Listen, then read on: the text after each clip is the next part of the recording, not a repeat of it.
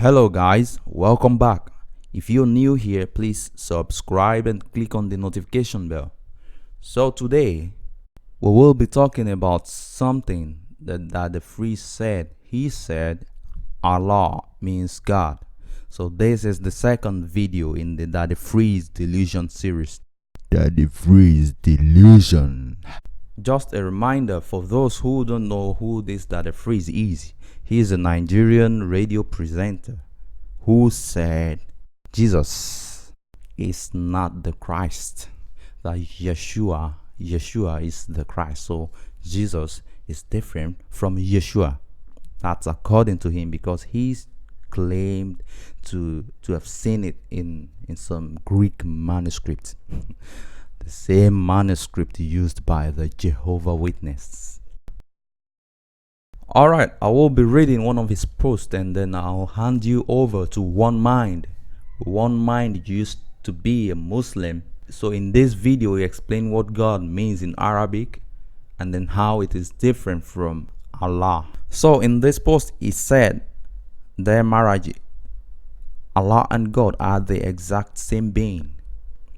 Yahushua is the way you follow, a way, blah blah blah." Okay, here he was still using Yahushua before he upgraded to Yeshua.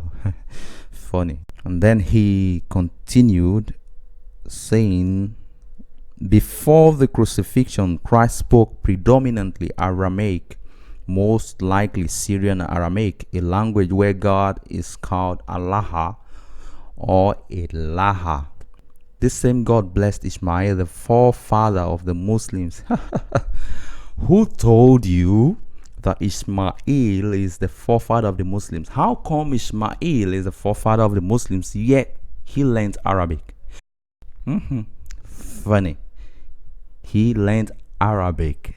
The forefathers of the Muslims supposedly learned Arabic. I'll leave a link in my description to an article written by Shamoun, where he talked about Ishmael. So, One Mind, over to you.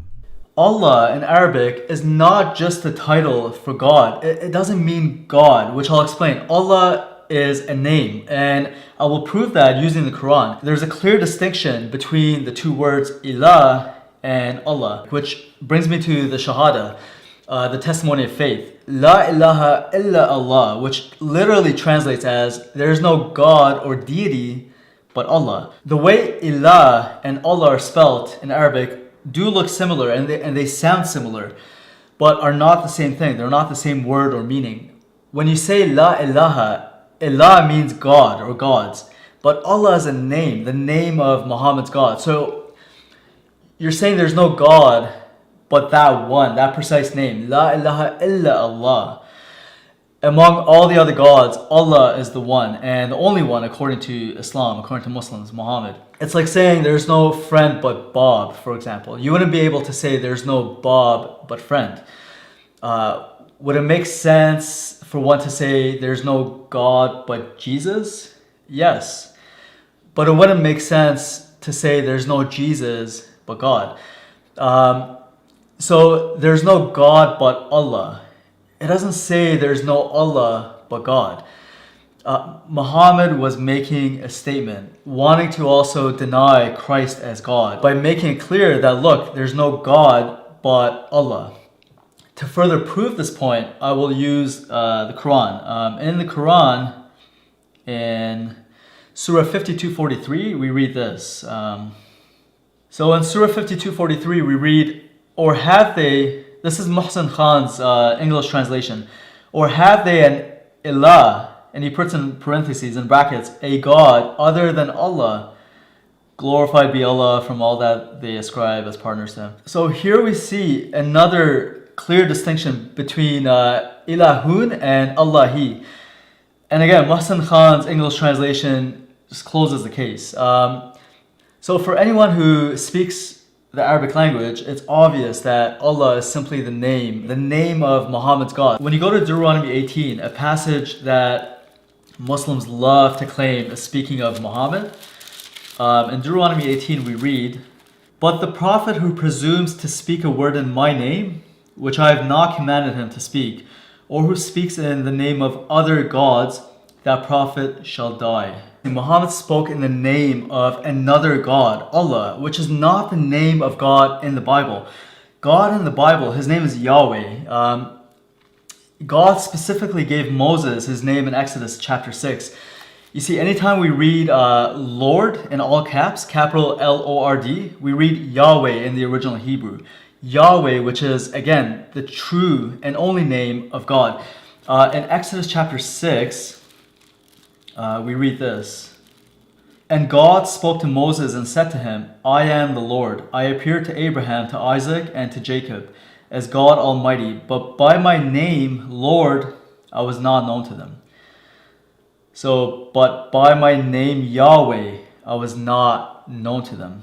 The name Yahweh was so sacred that the Jews abbreviated it to the Tetragrammaton four-letter word WHYH, Yod-He-Wah-He. But to completely change the name of God to a different name like Allah, something Muhammad did, is completely blasphemous. But the confusion for some Arabic-speaking Christians happens with Arabic Bibles, which translate God or Lord as Allah, due to Allah, the word, culturally and even religiously becoming the translation word for God in Arabic, which is incorrect. A proper translation for God in Arabic, in the Arabic Bibles, would be Reb or Ilah, or better yet, just use God's name, Yahweh Elohim. So to conclude this point, whether the name Allah came from some pre-Islamic moon god from Mecca, or it's the Arabic equivalent of the Aramaic Ilah, regardless, it is not the personal name for the God of Israel. And more importantly, it does not even mean God, as Muslims and even some Arabic Christians love to argue it does.